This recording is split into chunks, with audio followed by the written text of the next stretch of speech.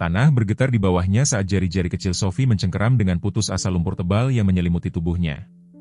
Dia bisa merasakan rasa tanah di mulutnya dan merasakan berat yang menghimpit dadanya, membuat setiap napas menjadi perjuangan. Air mata anak perempuan berusia 8 tahun itu membuat alur bersih di wajahnya yang berlumpur saat kegelapan mengancam akan menelannya. "Tolong!" teriaknya, tetapi suaranya ditelan bumi. Melalui kantung udara kecil, Sophie menyaksikan tetesan hujan menghantam tanah di atasnya. Apakah ada yang tahu di mana mencarinya? Longsor lumpur datang begitu tiba-tiba, menyapunya dari jalan setapak seperti boneka kain. Saat kesadaran mulai memudar, pikiran Sophie melayang ke Max. Mata coklatnya yang hangat, bulunya yang berpasir, hari dia menyelamatkannya. Apakah ini yang dia rasakan? Tergantung di tepi tebing itu, ketakutan dan kesepian. Dalam cahaya kesadarannya yang redup, Sophie mendengar sesuatu. Menggaruk, menggali, rengekan putus asa diikuti oleh gonggongan yang bertekad. Kemudian kegelapan membawanya pergi. Tinggalkan suka dan bagikan pemikiranmu di komentar, bersama dengan kota tempatmu menonton. Sekarang, mari kita lanjutkan ceritanya. Sophie Miller tidak pernah mengenal kehidupan tanpa hewan. Bahkan sebelum kecelakaan yang merenggut nyawa orang tuanya 2 tahun lalu, gadis kecil dengan kuncir pirang dan mata biru yang penuh rasa ingin tahu itu lebih nyaman berada di dekat makhluk daripada orang. Sekarang tinggal bersama neneknya, Martha, di rumah kecil mereka yang lapuk di tepi kota. Hewan adalah pelariannya dari kenangan menyakitkan dan tatapan kasihan yang mengikutinya kemanapun dia pergi. Martha Miller pernah menjadi pelatih anjing paling dihormati di 3 wilayah. Orang-orang zaman dulu masih berbicara tentang kemampuannya yang luar biasa untuk berkomunikasi bahkan dengan hewan yang paling sulit sekalipun. Saat ini, tangan Martha gemetar karena usia dan penyakit. Tubuhnya yang dulu kuat terkurung di kursi roda. Multiple sclerosis telah berkembang pesat setelah kematian putrinya, seolah-olah kesedihan telah mempercepat penyakit itu. Namun, mata Martha tetap tajam dan tahu segalanya, terutama saat mengawasi cucunya dengan Max. Max adalah gembala Jerman yang luar biasa dengan mata coklat yang cerdas dan mantel berwarna ladang gandum di akhir musim panas. Dia adalah hadiah dari orang tua Sophie beberapa minggu sebelum kecelakaan mobil yang merenggut mereka selamanya. Apa yang tidak diketahui kebanyakan orang, apa yang hanya disadari Martha, adalah bercak putih kecil di dada Max yang membuatnya tidak sempurna menurut standar pertunjukan. Bentuknya seperti bintang kecil yang sempurna dan Sophie menganggapnya sebagai tanda yang paling indah di dunia. Kota kecil Riverdale terletak di antara perbukitan dan hutan lebat, tempat di mana semua orang tahu urusan semua orang. Tanah luas Robert Wilson mendominasi sisi utara kota, kandangnya menghasilkan anjing pertunjukan juara yang harganya tidak dapat dipahami oleh sebagian besar penduduk setempat. Dia memandang rendah keberadaan sederhana keluarga Miller dengan penghinaan yang nyaris tidak disembunyikan, terutama keterikatan mereka pada hewan cacat seperti Max. Dr. Sarah Thompson menjalankan satu-satunya klinik hewan di kota itu, tempat perlindungan bagi Sophie, yang menjadi sukarelawan di sana setelah sekolah. Dokter hewan yang baik hati itu telah mengenali sesuatu yang istimewa pada anak yang pendiam itu, kemampuan alami dengan hewan yang tidak bisa diajarkan. Dan kemudian ada Michael Davis, pengembara pendiam yang tiba di kota tepat saat hujan musim semi mulai turun. Sesuatu tentang matanya mengingatkan orang-orang yang lebih tua pada ayah Sophie, meskipun tidak ada yang bisa menjelaskan alasannya. Dia menyendiri mengambil pekerjaan serabutan dan mengamati orang-orang kota dari kejauhan, tertarik ke Riverdale oleh kekuatan yang tidak dia pahami sendiri. Hari yang mengubah segalanya dimulai, seperti kebanyakan hari musim semi di Riverdale, dengan hujan. Bukan jenis yang lembut dan memelihara yang membujuk bunga dari tanah, tetapi jenis yang marah dan menghantam atap dan mengubah jalan tanah menjadi sungai berlumpur. Sophie berdiri di jendela kamarnya menyaksikan kilat menyambar langit abu-abu saat Martha memanggilnya untuk sarapan. Badai semakin buruk, kata Martha, tangannya yang lapuk berjuang untuk menuangkan jus jeruk ke dalam cangkir favorit Sophie, yang memiliki jejak kaki yang diberikan ibunya. Sebaiknya tinggal di dalam hari ini. Tetapi tinggal di dalam bukanlah pilihan ketika Max mulai mondar-mandir aneh di dekat pintu. Kukunya berdetak ritmis di lantai kayu yang usang. Sophie tahu pola itu. Sesuatu yang salah. Nenek, Max mengkhawatirkan sesuatu, kata Sophie, sambil mengenakan jas hujan kuningnya. Martha mendongak, mengenali ekspresi serius di wajah cucunya. Setelah 30 tahun melatih anjing, Martha tahu lebih baik daripada mengabaikan naluri hewan. Bawa walkie-talkie, Martha mengalah, tahu Sophie akan pergi dengan atau tanpa izin. Tanda pertama masalah, kamu meneleponku. Sophie dan Max memberanikan diri menghadapi badai, hujan segera meresap melalui celananya meskipun terlindungi oleh mantelnya. Max memimpin jalan, sesekali melihat ke belakang untuk memastikan dia mengikuti tubuhnya yang tegang dengan tujuan. Mereka menuju ke Crescent Ridge, formasi curam yang berbatasan dengan tepi timur kota, jauh dari jalur jalan kaki mereka yang biasa. Medan berlumpur membuat pendakian berbahaya, tetapi Sophie mempercayai Max sepenuhnya. Di tengah jalan, suara menusuk dari hewan yang tertekan menembus gemuruh badai.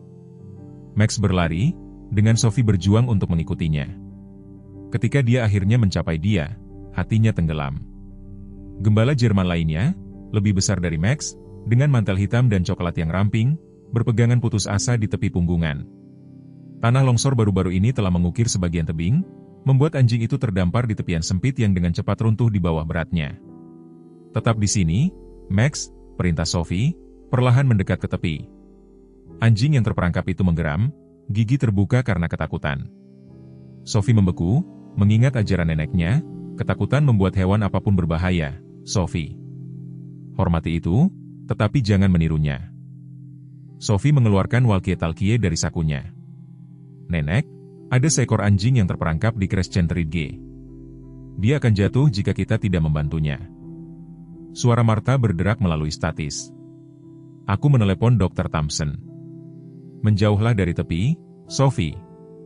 Tetapi Sophie bisa melihat tepian memburuk dengan setiap detik yang berlalu. Tidak ada waktu, Nenek. Sophie melepas jas hujannya, berbaring telungkup untuk mendistribusikan berat badannya.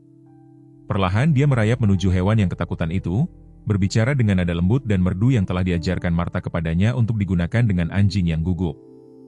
Tidak apa-apa, Nak, aku di sini untuk membantumu, aku tidak akan menyakitimu. Geraman anjing itu mereda, digantikan oleh rengekan yang menyedihkan saat sepotong bumi lainnya jatuh di bawahnya. Sophie cukup dekat sekarang untuk melihat ketakutan di matanya, ketakutan yang sama yang dia bayangkan Max rasakan ketika dia ditinggalkan. Dengan tangan gemetar, Sophie mengulurkan jas hujannya, berharap anjing itu akan mencengkeramnya dengan giginya. Pegang, Nak, kumohon. Untuk sesaat yang menegangkan, anjing itu hanya menatapnya. Kemudian, seolah mengerti, dia menjepit rahangnya di sekitar kain yang ditawarkan. Sophie mulai menarik, tubuh kecilnya tegang karena usaha. Max, mundur, panggilnya. Max mundur, memberi Sophie ruang untuk merangkak mundur, perlahan menyeret anjing lain ke tempat yang aman. Tepat ketika kaki depan hewan itu mencapai tanah yang kokoh, tepian itu benar-benar menyerah, menabrak jurang di bawahnya. Anjing yang diselamatkan itu pingsan karena kelelahan, tubuhnya gemetar. Sophie sedang memeriksanya untuk mencari luka ketika dia mendengar ban di atas kerikil dan mendongak untuk melihat truk Dr. Thompson tiba, diikuti oleh SUV mewah Robert Wilson. Dr. Thompson bergegas ke sisi Sophie, membawa tas medis di tangannya. Sophie Miller, kamu adalah anak yang paling berani atau paling bodoh yang pernah aku temui, katanya sambil dengan cepat memeriksa anjing yang diselamatkan. Itu anjingku, Robert Wilson mengumumkan dengan dingin, melangkah keluar dari kendaraannya. Sepatunya yang mahal segera dikotori oleh lumpur. Kaiser melarikan diri selama badai. Aku akan membawanya sekarang. Sophie berdiri melindungi hewan yang gemetar itu. Dia terperangkap di tepian. Dia hampir mati. Wajah Wilson tetap tanpa ekspresi. Hewan melarikan diri. Itu terjadi. Sekarang, minggir. Apakah kamu bahkan mencarinya? Sophie menuntut, amarah naik di dadanya. Sekilas ketidaknyamanan melintas di wajah Wilson sebelum ekspresinya mengeras lagi. Apa yang kulakukan atau tidak kulakukan dengan hewan peliharaanku bukan urusanmu, gadis kecil. Dr. Thompson turun tangan, suaranya tegas. Anjing ini membutuhkan perhatian medis, Tuan Wilson. Aku membawanya ke klinikku. Kamu dapat mengambilnya di sana setelah dia stabil. Saat mereka dengan hati-hati memuat anjing yang terluka ke dalam truk Dr. Thompson, Sophie tidak bisa tidak memperhatikan bagaimana Wilson nyaris tidak melirik hewan itu. Max menekan kakinya, kenyamanan diam dalam hujan yang terus berlanjut.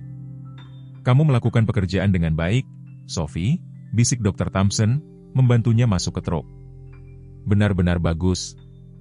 3 hari setelah penyelamatan, Sophie duduk bersila di lantai klinik Dr. Thompson mengawasi gembala Jerman, yang sekarang dikenal hanya sebagai Duk, tidur di kandangnya. Kondisinya telah stabil, meskipun luka dalam di kaki belakangnya membutuhkan pembersihan harian dan perban segar.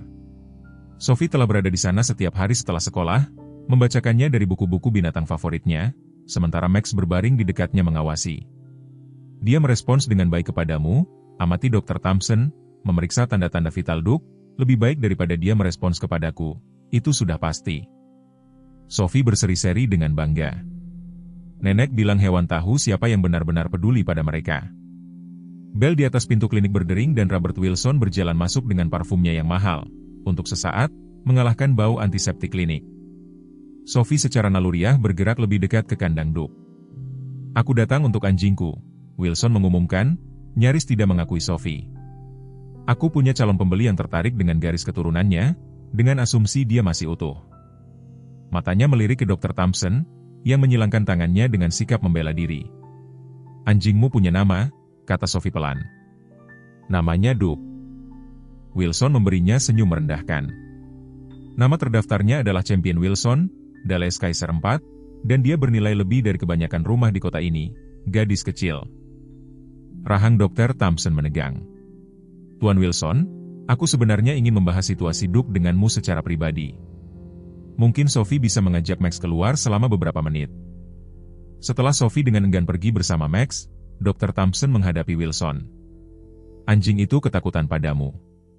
Ketika aku menyebutkan namamu, dia menunjukkan tanda-tanda penganiayaan sebelumnya. Wajah Wilson memerah karena marah. Beraninya kau menuduhku? Aku tidak menuduhmu apapun, Dr. Thompson menyela. Aku memberitahumu apa yang telah aku amati secara profesional. Anjing itu membutuhkan rehabilitasi sebelum dia pergi kemanapun.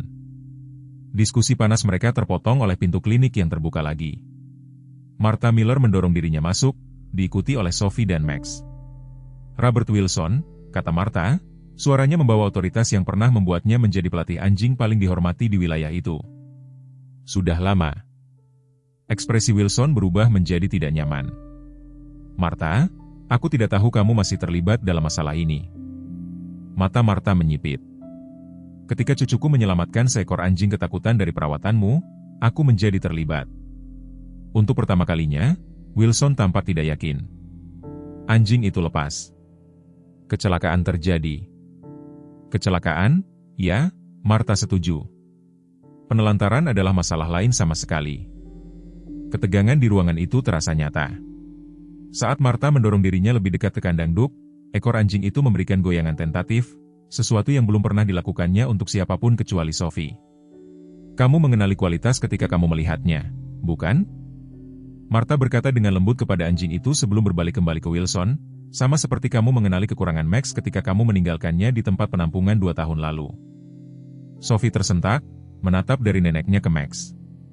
Martha mengangguk perlahan. Max adalah salah satu anjing pembibitan Robert.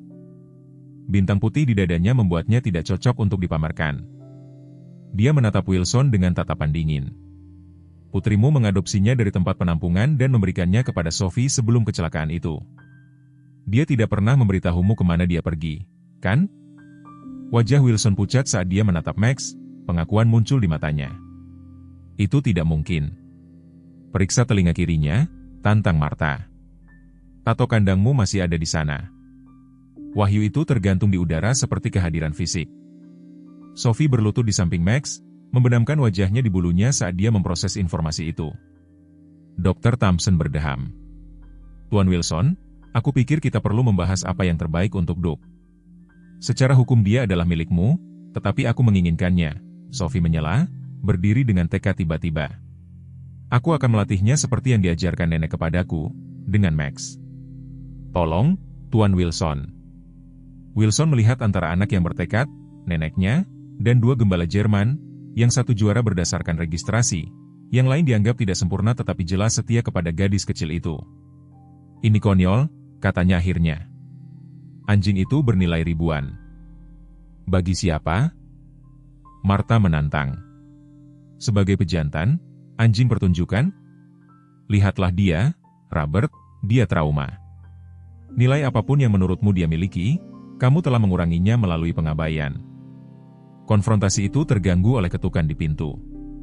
Seorang pria tinggi dengan pakaian kerja yang usang dan janggut 3 hari berdiri dengan ragu-ragu di ambang pintu. Itu adalah pengembara Michael Davis. Maaf mengganggu, katanya, suaranya tiba-tiba lembut. Dr. Thompson menyebutkan dia membutuhkan bantuan untuk membangun beberapa kandang baru. Aku di sini untuk pekerjaan itu. Sesuatu melintas di wajah Martha saat dia melihat orang asing itu. Sekilas pengakuan dengan cepat ditekan. Sebelum ada yang bisa menanggapi, Duke mengeluarkan geraman rendah pada Wilson tetapi kemudian menoleh ke Michael dengan telinga tegak dan kemiringan kepala yang ingin tahu. Wah, gumam Dr. Thompson. Itu adalah reaksi paling positif yang dia miliki terhadap pria manapun. Michael mendekat perlahan, berlutut pada jarak yang hormat dari kandang Duke. Hai, sobat besar, kamu mengalami masa-masa sulit, bukan? Yang mengejutkan semua orang, Duke pindah ke depan kandang, mengendus tangan Michael yang terulur. Wilson menyaksikan interaksi itu dengan mata menyipit. Ini tidak mengubah apapun. Anjing itu masih milikku dan aku akan membawanya. Aku hanya perlu beberapa hari untuk mengatur transportasi yang sesuai. Dia berbalik untuk pergi, berhenti di pintu, dan aku akan menasihati kalian semua untuk mengingat bahwa seekor anjing secara hukum adalah properti, bukan orang. Sentimentalitas tidak mengubah fakta itu. Setelah dia pergi, keheningan yang tidak nyaman memenuhi klinik sampai Martha berbicara. Sophie, aku pikir sudah waktunya aku mengajarimu semua yang aku tahu tentang latih anjing. Kita akan membutuhkannya. Musim semi meleleh menjadi musim panas dan musim panas mulai menyerah perlahan pada musim gugur. Perbukitan di sekitar Riverdale berubah dari hijau yang hidup menjadi permadani emas, kuning, dan merah tua. Selama 3 bulan, Duke tetap berada di klinik Dr. Thompson, hidup dalam limbo hukum yang tidak ada yang berani ganggu. Robert Wilson tidak kembali untuk mengklaimnya, meskipun pengacaranya sesekali menelepon, dengan sebutan samar tentang pengaturan yang sedang dibuat. Dr. Thompson, menyadari penyembuhan yang terjadi, dengan mudah salah menempatkan dokumen dan mengutip masalah medis setiap kali ditekan. Setiap hari setelah sekolah, Sophie akan tiba di klinik dengan Max setia di sisinya. Di bawah bimbingan Martha, yang ditransmisikan melalui tangan dan suara lembut Sophie, Duke berubah. Anjing yang ketakutan dan agresif yang hampir jatuh dari tebing sekarang menanggapi perintah dasar, melakukan kontak mata, dan bahkan mengizinkan orang lain selain Sophie untuk menyentuhnya. Luka fisiknya telah sembuh, hanya menyisakan bekas luka bergerigi di kaki belakangnya untuk mengingatkan mereka tentang hari badai di Crescent Ridge. Duduk, Duke, perintah Sophie dengan lembut suatu sore September, memegang hadiah tepat di atas hidungnya. Duke segera menurut, matanya tertuju pada Sophie dengan kepercayaan penuh. Anak baik, sekarang diam. Dia mundur, menempatkan hadiah di lantai di tengah jalan di antara mereka. Duke memperhatikan hadiah itu dengan penuh kerinduan tetapi tetap duduk, ekornya menyapu lantai dengan antisipasi. Dia mengerti, amati Michael dari tempat dia memperbaiki pintu kandang. Dalam beberapa bulan sejak kedatangannya, dia telah menjadi perlengkapan di klinik, tangannya yang terampil mengubah fasilitas Dr. Thompson yang sempit menjadi ruang yang lebih fungsional. Kandang yang dia bangun luas dan dirancang dengan cermat, memberi hewan ruang untuk bergerak sambil menjaganya tetap aman. Nenek bilang dia anjing terpintar yang pernah dia lihat. Selain Max, jawab Sophie dengan bangga. Lepaskan. Atas perintahnya, Duke dengan lembut mengambil hadiah itu lalu kembali duduk di kakinya. Sophie menghadiahinya dengan pujian antusias dan garukan di belakang telinganya. Kesehatan Martha telah menurun terus sejak pertengahan musim panas. Hari-hari ketika dia dapat secara aktif menunjukkan teknik pelatihan semakin sedikit, digantikan oleh sore hari di kursi rodanya menyaksikan Sophie menerapkan pengetahuan seumur hidupnya. Gemetar Martha semakin parah dan dia mudah lelah. Sekarang sering tertidur di kursinya sementara Sophie membacakan dengan lantang dari jurnal pelatihan anjing neneknya. Kamu alami, Sophie, komentar Michael, menutup kotak peralatan. Nenekmu pasti bangga. Sophie berseri-seri mendengar pujian itu. Ada sesuatu tentang Michael yang membuatnya merasa aman. Mungkin itu cara dia bergerak dengan hati-hati di sekitar hewan atau bagaimana dia mendengarkan dengan seksama ketika dia berbicara tentang sekolah. Dr. Thompson telah memberinya apartemen kecil di atas klinik sebagai imbalan atas bantuannya, dan kehadirannya telah menjadi penghiburan bagi manusia dan hewan. Nenek bilang aku punya bakat, jawab Sophie, nada sedih dalam suaranya. Tetapi dia mengajariku segalanya lebih cepat sekarang, seperti dia khawatir dia akan melupakan sesuatu. Ekspresi Michael melembut. Nenekmu adalah wanita yang luar biasa. Orang-orang di kota masih berbicara tentang bagaimana dia bisa menenangkan anjing apapun, tidak peduli seberapa bermasalah. Dia tidak sering pergi ke kota lagi, kata Sophie, menggaruk Duke di belakang telinganya. Kursi roda membuatnya sulit dan dia lelah. Keheningan yang nyaman jatuh di antara mereka. Saat Sophie terus bekerja dengan Doug, Michael mendapati dirinya memperhatikannya dengan perasaan aneh yang tumbuh lebih kuat setiap hari. Sesuatu tentang cara dia menyelipkan rambutnya di belakang telinganya atau tekad yang terpasang di rahangnya saat berkonsentrasi menarik ingatan yang berada di luar jangkauannya. Dr. Thompson memasuki ruangan, membawa papan klip di tangannya, memecah momen itu. Bagaimana kabar anak kita hari ini? Dia telah menguasai tetap dengan gangguan makanan, Sophie melaporkan dengan bangga, dan dia tidak menggeram sama sekali ketika Tuan Peterson datang untuk menurunkan kucingnya. Dr. Thompson tersenyum, membuat catatan di papan klipnya. Itu kemajuan yang sangat baik. Aku pikir dia mungkin siap untuk beberapa interaksi publik segera. Dia ragu-ragu lalu menambahkan, Sophie, ada sesuatu yang perlu kita diskusikan. Robert Wilson menelepon lagi hari ini. Wajah Sophie jatuh, lengannya secara naluriah melingkari leher Doug. Dia tidak membawanya. Dia mengklaim dia punya pembeli.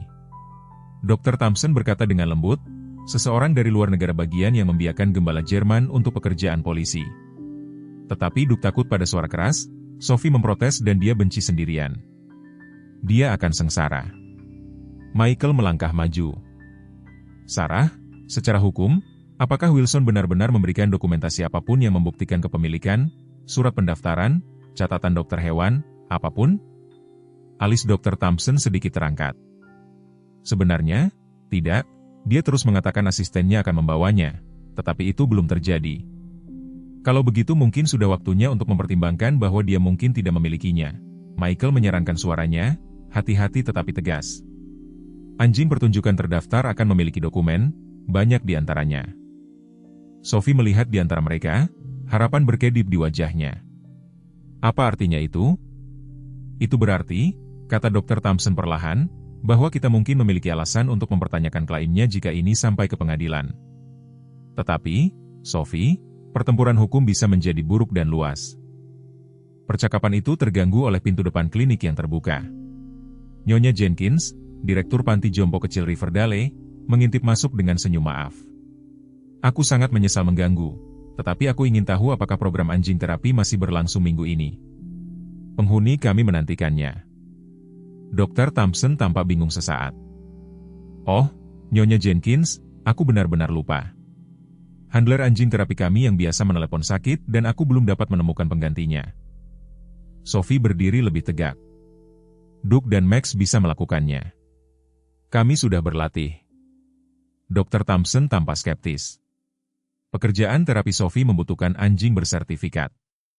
Doug bahkan belum secara resmi diadopsi dan kita tidak tahu bagaimana dia akan bereaksi terhadap orang asing, terutama orang tua. Tetapi nenek selalu mengatakan pelatihan terbaik terjadi dalam situasi nyata. Sophie bersikeras, dan aku akan memiliki Max di sana untuk menunjukkan kepadanya apa yang harus dilakukan. Michael mempelajari ekspresi bertekad Sophie. Bagaimana jika aku ikut? Di antara kita bertiga, kita bisa mengelola 2 anjing dengan aman. Setelah beberapa pertimbangan, Dr. Thompson dengan enggan setuju, menetapkan kondisi yang jelas dan protokol keselamatan. Keesokan paginya Sophie, Michael dan 2 gembala Jerman berjalan menuju panti jompo Sunsin Meadows, sebuah fasilitas sederhana di pinggiran kota. Nyonya Jenkins menyambut mereka dengan hangat di lobi. Penghuni kami berkumpul di ruang bersama.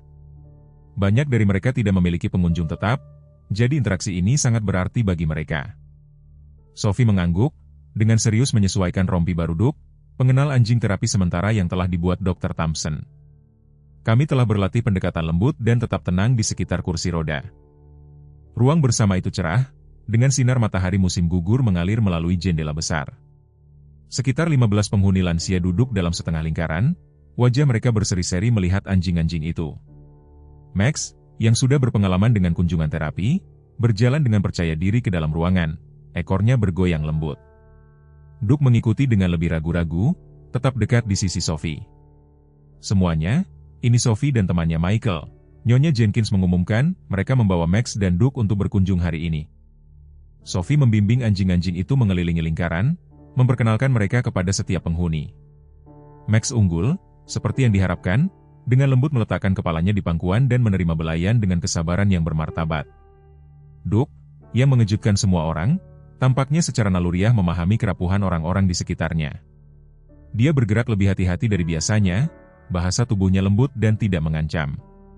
Dia alami, bisik Michael kepada Sophie saat mereka menyaksikan Duke dengan lembut meletakkan cakarnya di tangan Tuan Collins, seorang penghuni yang biasanya tidak responsif yang benar-benar tersenyum pada kontak tersebut.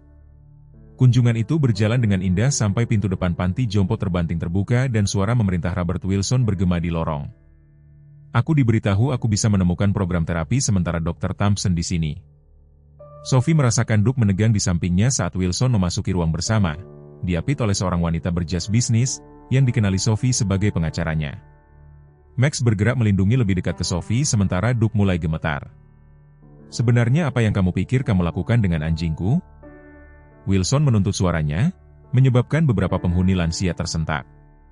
Tuan Wilson, tolong pelankan suaramu, kata Nyonya Jenkins dengan tegas. Ini adalah fasilitas perawatan. Wilson mengabaikannya, alih-alih berfokus pada Sophie.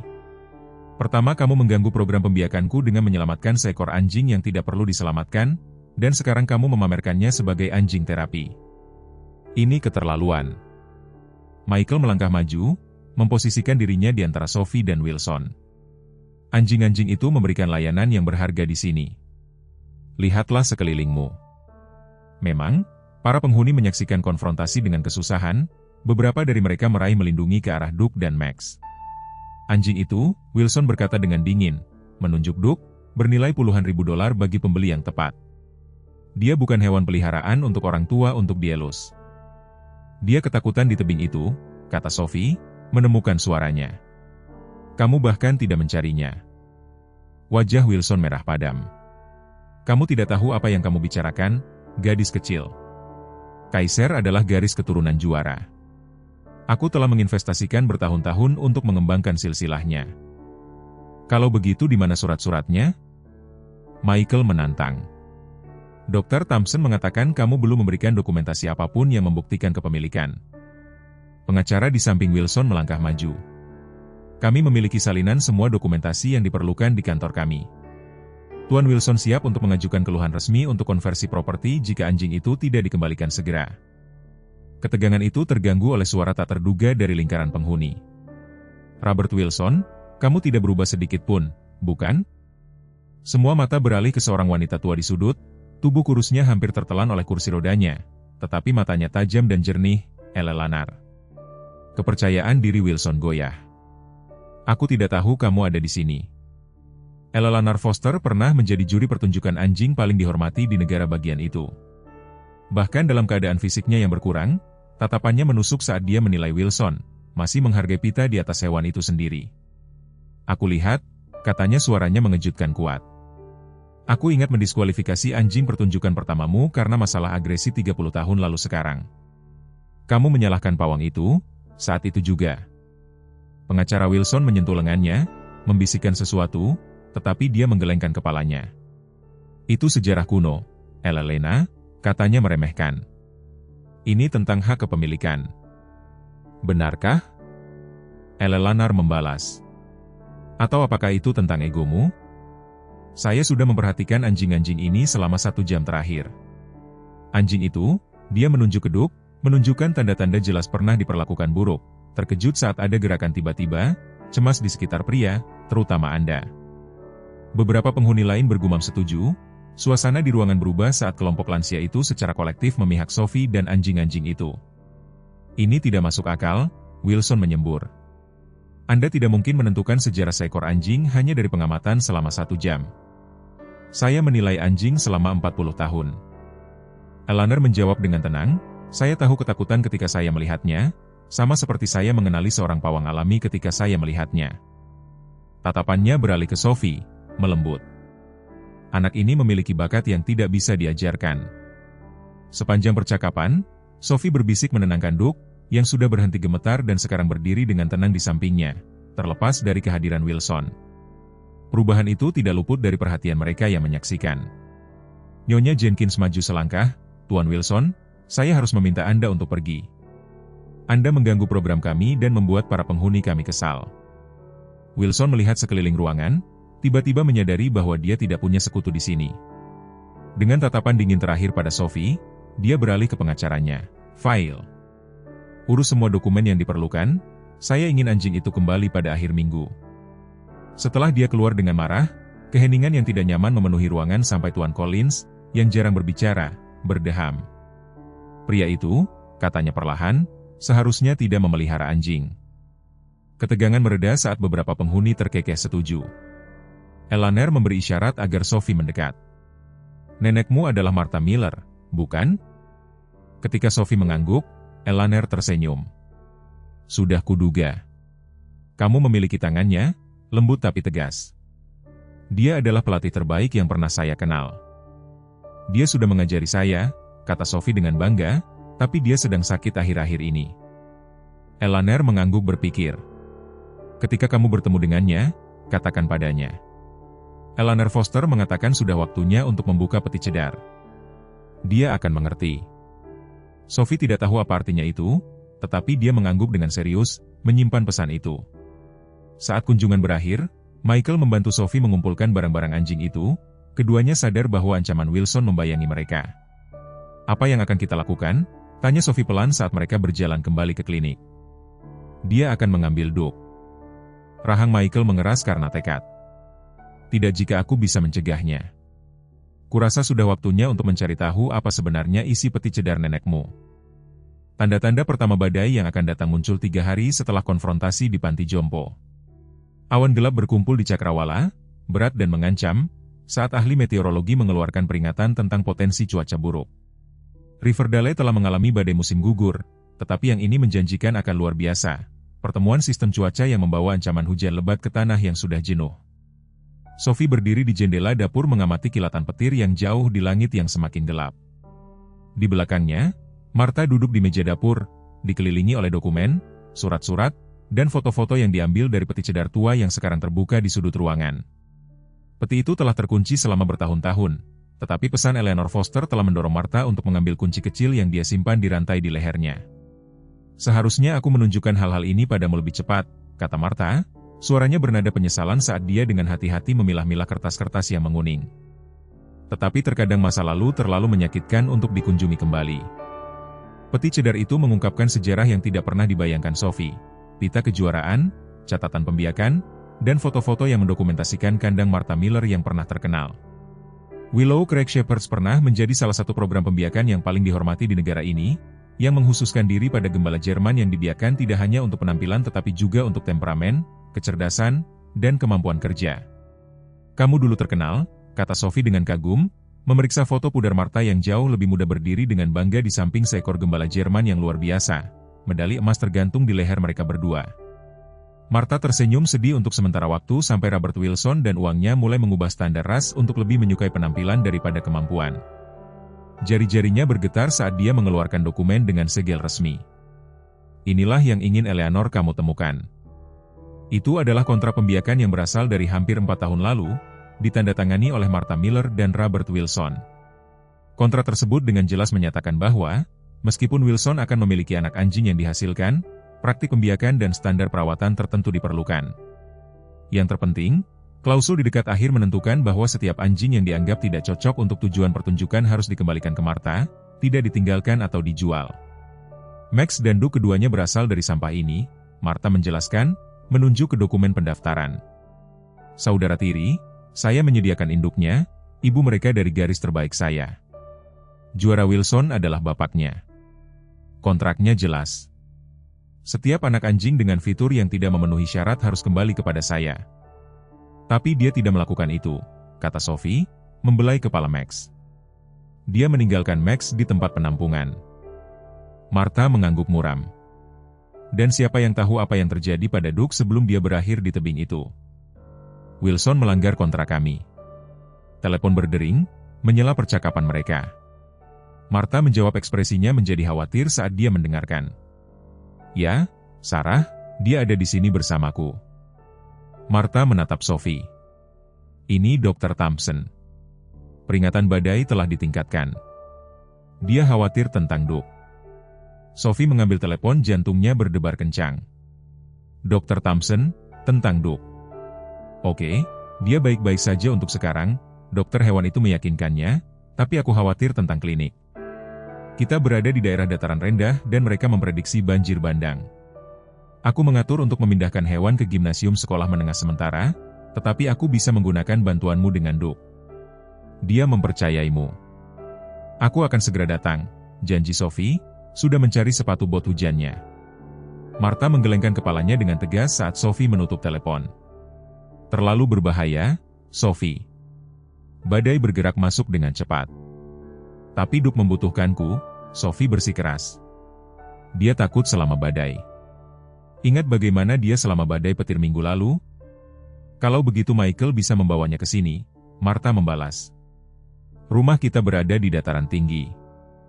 Tetapi ketika Sophie menelepon kembali klinik, Dr. Thompson menjelaskan bahwa Michael sudah pergi untuk membantu Nyonya Winters, seorang wanita tua yang tinggal sendirian di tepi kota. Atapnya mulai bocor dan tanpa keluarga di dekatnya.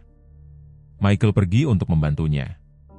Tidak apa-apa, Nenek, Sophie meyakinkan Martha sambil mengenakan jas hujan kuning cerahnya. Max akan bersamaku dan kita akan membawa Duke kembali ke sini sebelum badai terburuk datang. Martha mengenali rahang Sophie yang bertekad, ekspresi yang sama yang dikenakan putrinya sendiri ketika pikirannya sudah bulat. Dengan enggan dia setuju tetapi bersikeras Sophie membawa walkie-talkie. Menara sel mungkin mati, Martha memperingatkan. Laporkan setiap 15 menit. Angin bertiup kencang saat Sophie dan Max berangkat, menekuk pohon-pohon di sepanjang jalan mereka dan mengirim daun-daun berputar-putar di sekitar mereka. Max tetap dekat, sesekali melirik ke langit yang mengancam dengan gelisah. Mereka baru saja mencapai jalan utama ketika mereka bertemu Sheriff Davis mengarahkan lalu lintas menjauh dari daerah-daerah yang sudah mulai banjir. Sophie Miller, apa yang kamu lakukan di cuaca seperti ini? Tanya Sheriff, hujan mengalir di wajahnya meskipun dia memakai topi. Akan membantu Dr. Thompson dengan hewan-hewan itu, Sophie menjelaskan, meninggikan suaranya di atas angin. Duke takut selama badai. Sheriff mengerutkan kening. Anak sungai naik dengan cepat. Dr. Thompson sudah mulai mengevakuasi klinik. Kamu langsung ke sana dan langsung kembali. Kamu mengerti? Tidak ada penyimpangan. Sophie berjanji dan melanjutkan, Max berlari dengan setia di sampingnya. Pada saat mereka mencapai klinik, hujan turun dengan deras. Anak sungai di dekatnya telah membengkak menjadi 2 kali ukuran normalnya, menjilat jalan dengan berbahaya. Di dalam, Dr. Thompson dengan efisien mengarahkan sukarelawan yang memuat kucing dan anjing kecil yang dimasukkan ke dalam kandang ke dalam kendaraan. Duke, masih dikandangkan, menggonggong dengan cemas, matanya tertuju pada pintu seolah menunggu Sophie. Syukurlah, Dr. Thompson menghela nafas saat melihat mereka. Duke tidak bisa dihibur. Kita sudah memindahkan sebagian besar hewan, tetapi dia tidak akan membiarkan siapapun mendekati kandangnya. Sophie langsung pergi ke Duke, berbicara dengan lembut melalui pintu kandang. Gonggongannya berhenti seketika, digantikan oleh rengekan pengakuan saat ekornya mulai bergoyang. Tidak apa-apa, Duke, dia menenangkan. Kita akan membawamu ke tempat yang aman. Dengan bantuan Sophie, mereka berhasil mengamankan Duke dengan tali dan memasukkannya ke bagian belakang SUV Dr. Thompson, bersama dengan Max. Rencananya sederhana, Dr. Thompson akan mengantar mereka ke rumah Sophie, lalu kembali untuk membantu hewan yang tersisa. Mereka baru saja menjauh dari klinik ketika radio Dr. Thompson berderak hidup. Suara Sheriff memotong statis yang melaporkan bahwa jembatan Elm Street sekarang tidak bisa dilalui karena air yang naik. Itu memotong rute langsung kita ke rumahmu, kata Dr. Thompson dengan muram, menyeka embun dari kaca depan. Kita harus berkeliling melalui sisi utara kota. Jalan memutar itu membawa mereka melewati panti jompo, tempat staf sibuk memindahkan penghuni ke lantai 2 fasilitas. Melalui jendela yang bergaris hujan, Sophie melihat Nyonya Jenkins mengarahkan evakuasi dengan efisien. Secara impulsif, dia meminta Dr. Thompson untuk berhenti. Aku hanya ingin memastikan mereka baik-baik saja, Sophie menjelaskan. Eleanor membantu kami dengan surat-surat untuk Duke. Dr. Thompson ragu-ragu memeriksa waktu. 5 menit, Sophie. Badai semakin buruk dari menit ke menit.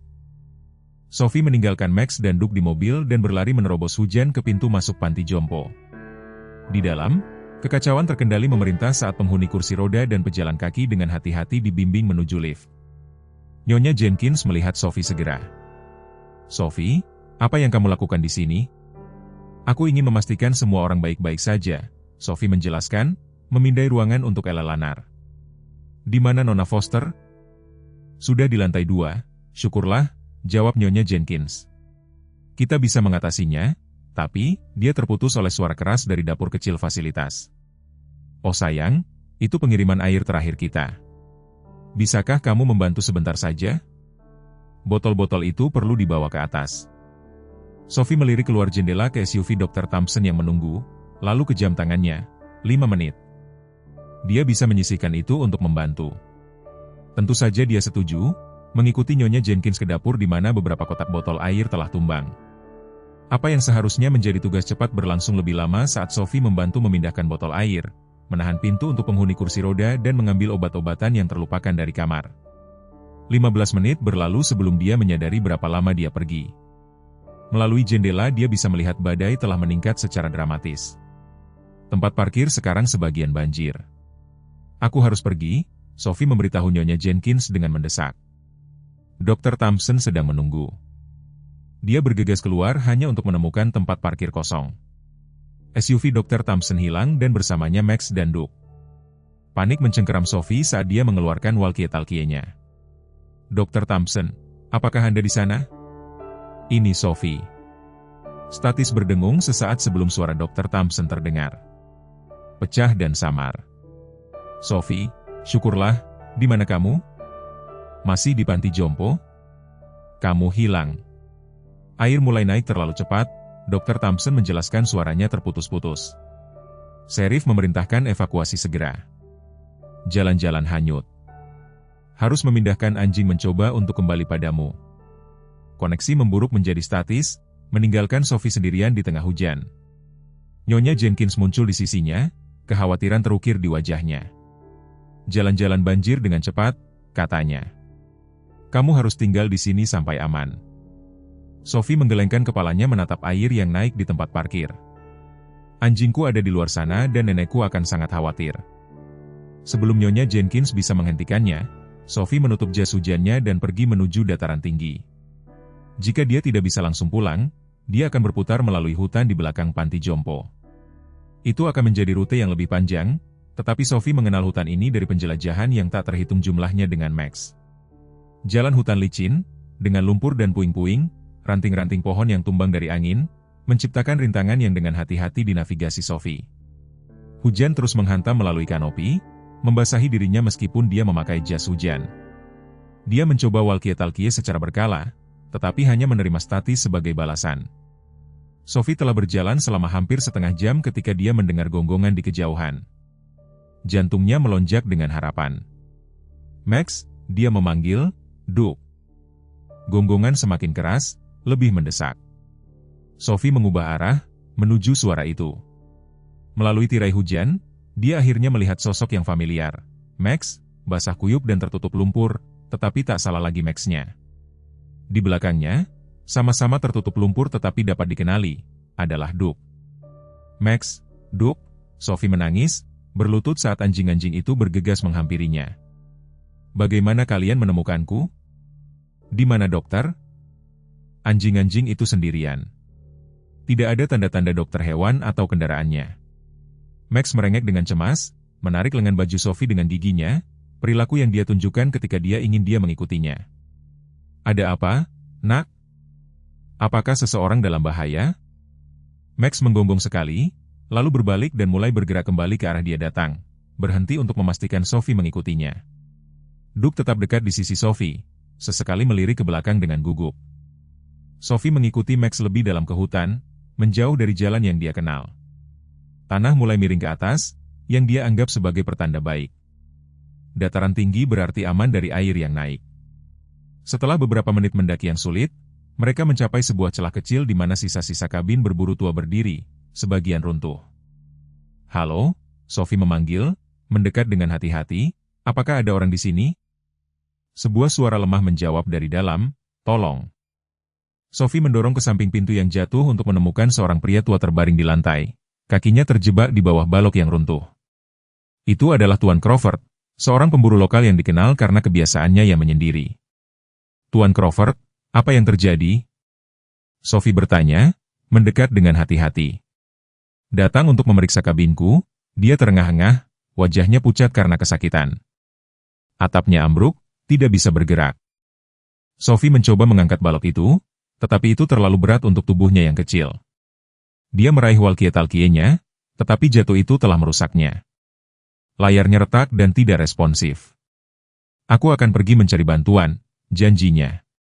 Tidak, Tuan Crawford mencengkeram lengannya dengan kekuatan yang mengejutkan. Air naik, lembah banjir, terlalu berbahaya. Sophie melihat keluar jendela kabin yang rusak. Hujan sekarang menjadi dinding air yang padat dan di kejauhan dia bisa mendengar raungan air yang mengalir melalui lembah di bawah. Mereka aman di lereng bukit ini untuk saat ini, tetapi berapa lama sebelum air yang naik mencapai mereka dan bagaimana orang tahu di mana menemukan mereka? Max, kata Sophie, berbalik ke sahabatnya yang setia, kita butuh bantuan. Pulanglah, cari nenek. Max memiringkan kepalanya, telinganya tegak ke depan saat dia memproses perintah itu. Sophie mengulanginya, menunjuk ke arah rumah. Pergi, Max, cari bantuan. Untuk sesaat Max tanpa ragu-ragu, enggan meninggalkan Sophie. Kemudian, dengan rengekan lembut, dia berbalik dan menghilang ke dalam badai. Sophie berbalik kembali ke Tuan Crawford. Max akan membawa bantuan. Dia anjing terpintar di Riverdale. Anjing yang baik, Tuan Crawford mengakui dengan lemah. Oh, aku sudah bilang Miller, anjing itu istimewa. Sophie menggunakan jas hujannya untuk membuat Tuan Crawford senyaman mungkin, lalu duduk dengan Duke menempel di sisinya, mendengarkan badai mengamuk di luar. Kabin tua itu berderit mengancam dengan setiap hembusan angin dan air mulai merembes masuk di bawah pintu. Waktu berlalu dengan sangat lambat. Sophie memeriksa denyut nadi Tuan Crawford secara berkala, seperti yang diajarkan neneknya, semakin khawatir saat responsnya menjadi semakin lambat. Di luar, cahaya memudar saat malam tiba, membuat badai tampak lebih mengancam.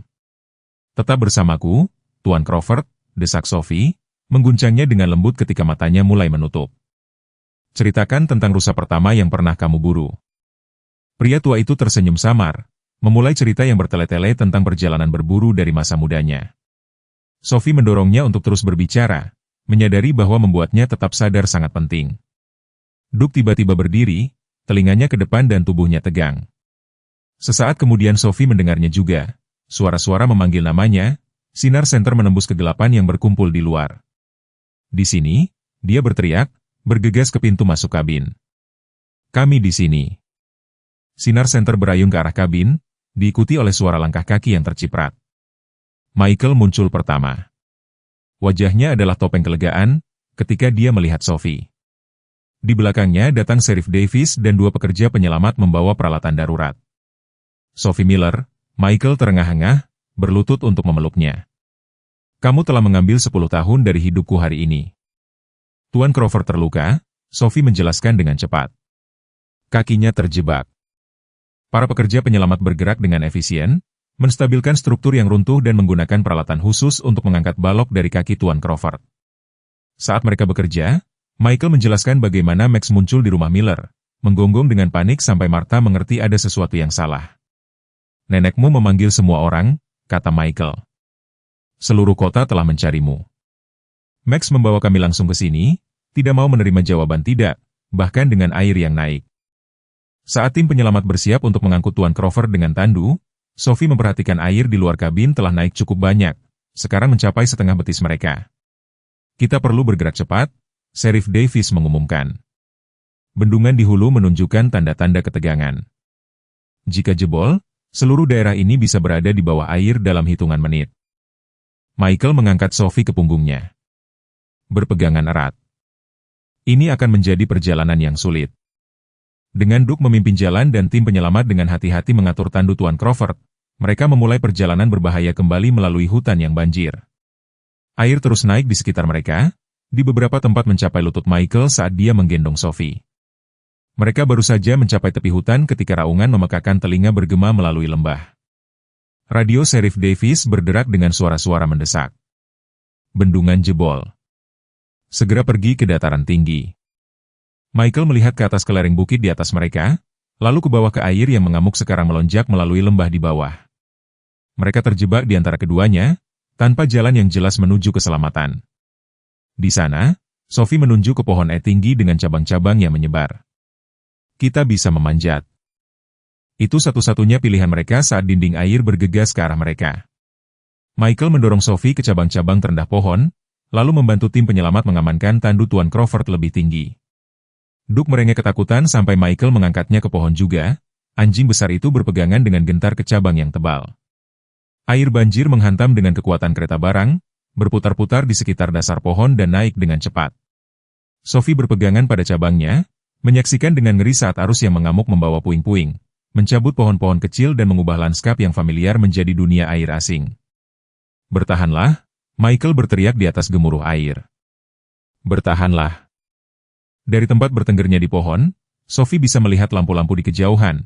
Kendaraan darurat berkumpul di dataran tinggi di luar zona banjir. Bantuan ada di luar sana, tetapi dengan air yang masih naik dan malam yang tiba dengan cepat, akankah itu mencapai mereka tepat waktu? Fajar menyingsing di Riverdale dengan cahaya pucat dan kelelahan.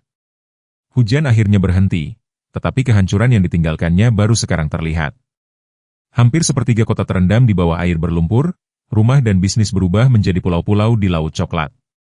Tim darurat telah bekerja sepanjang malam menyelamatkan warga yang terdampar dan mendirikan tempat penampungan darurat di gimnasium sekolah menengah. Sophie duduk di samping ranjang rumah sakit Martha, tangan kecilnya bertumpu dengan lembut di atas neneknya. Wajah wanita tua itu pucat tidak wajar dengan bantal putih bersih, tabung oksigen meliuk di bawah hidungnya. Para dokter telah menjelaskannya sejelas yang mereka bisa kepada seorang anak berumur 8 tahun. Stres akibat badai dan hilangnya Sophie telah memicu episode parah. Multiple sklerosis Martha telah berkembang lebih cepat dari yang diperkirakan siapapun. "Dia sangat mengkhawatirkanmu," kata Dr. Thompson lembut dari ambang pintu. Dokter hewan itu tampak selelah semua orang, pakaiannya masih bernoda lumpur dari upaya penyelamatan kemarin. "Ketika Max muncul tanpamu, dia mencoba pergi mencari sendiri. Kursi rodanya terjebak di lumpur dan dia jatuh, mencoba keluar darinya." Mata Sophie berkaca-kaca. Apakah dia akan baik-baik saja? Dr. Thompson duduk di sampingnya, memilih kata-katanya dengan hati-hati. "Nenekmu sangat sakit, Sophie." Para dokter melakukan segala yang mereka bisa, tetapi kondisinya serius. Di luar kamar rumah sakit, Max dan Duke berbaring dengan sabar di lorong. Izin khusus diberikan untuk kehadiran mereka karena keadaan luar biasa. Kedua anjing itu menolak untuk meninggalkan sisi Sophie sejak penyelamatan dari pohon di mana mereka meringkuk bersama selama berjam-jam sampai helikopter Garda Nasional akhirnya mencapai mereka. Michael muncul di ambang pintu, wajahnya lesu tetapi matanya lembut. Dia belum meninggalkan rumah sakit sejak kedatangan mereka, mempertahankan penjagaan diam-diam di ruang tunggu ketika dia tidak memeriksa Sophie. "Apakah ada perubahan?" dia bertanya dengan tenang. Dr. Thompson menggelengkan kepalanya, masih tidak sadar tetapi stabil untuk saat ini. Michael mengangguk, lalu berbalik ke Sophie. "Sheriff ingin berbicara denganmu ketika kamu siap. Keluarga Tuan Crawford juga ada di sini. Mereka ingin berterima kasih padamu." Sophie tampak enggan meninggalkan sisi Martha, tetapi Dr. Thompson mendorongnya. "Mungkin ada baiknya kamu keluar sebentar. Aku akan tinggal bersama nenekmu." Di ruang tunggu rumah sakit, Sheriff Davy sedang asyik berbicara dengan seorang pria kurus dalam setelan mahal tapi kusut. Saat Sophie mendekat, bersama Michael dan anjing-anjing itu, dia mengenali pengacara Robert Wilson, meskipun Wilson sendiri tidak terlihat dimanapun. "Itu dia," kata Sheriff dengan senyum hangat, "pahlawan Crescent Ridge." Sophie berkedip bingung. "Aku bukan pahlawan, aku hanya terjebak di pohon." "Setelah kamu menemukan Tuan Crawford dan tinggal bersamanya," Sheriff mengingatkannya. "Dokter mengatakan dia akan mati karena kedinginan jika kamu tidak menemukannya saat itu." Keluarga Crawford mendekat seorang pasangan parubaya dan 2 remaja laki-laki. Nyonya Crawford jelas telah menangis, matanya merah saat dia berlutut ke tingkat Sophie. "Terima kasih telah menyelamatkan ayahku," katanya dengan suara tercekat emosi. Para dokter mengatakan 1 jam lagi di luar sana dalam kondisinya, dia tidak bisa menyelesaikan kalimatnya. "Max yang menemukannya," kata Sophie jujur, "dan Duke tinggal bersama kami untuk membuat kami tetap hangat." Putra Tuan Crawford menatap kedua gembala Jerman itu dengan hormat baru. "Ayah selalu keras kepala tentang kabin itu. Dia dibesarkan di sana, tidak akan membiarkan kami merobohkannya meskipun sudah runtuh. Kami tidak pernah mengira dia akan pergi ke sana selama badai." Pengacara Robert Wilson berdeham, maju dengan ketidaknyamanan yang terlihat. "Nona Miller, saya punya sesuatu untuk Anda." Dia menyerahkan Sophie sebuah amplop yang tampak resmi. Tuan Wilson telah memutuskan untuk melepaskan semua klaim atas anjing yang dikenal sebagai Duke. Ini adalah surat-surat pengalihan kepemilikan. Sophie menatap amplop itu dengan kaget. Dia menyerahkan Duke. "Apa?" Pengacara itu menyesuaikan dasinya dengan gugup. Properti Tuan Wilson mengalami kerusakan signifikan selama banjir. Kandangnya terganggu. Beberapa anjing pembiakannya hilang. Sebuah bayangan melintas di wajah pria itu. Mengingat peristiwa baru-baru ini dan dokumen-dokumen tertentu yang telah menjadi perhatiannya, Tuan Wilson merasa ini adalah tindakan yang tepat. Sophie menatap Michael untuk meminta penjelasan. Dia tersenyum samar. Aku mungkin memastikan salinan kontrak pembiakan nenekmu sampai ke perusahaan asuransi Wilson. Tampaknya meninggalkan anjing-anjing yang seharusnya dikembalikan ke Martha dapat mempersulit klaimnya. Sheriff terkekeh. Belum lagi pernyataan saksi yang kami kumpulkan dari penghuni panti jompo tentang perlakuannya terhadap hewan-hewan itu. Jadi Duk benar-benar milikku sekarang?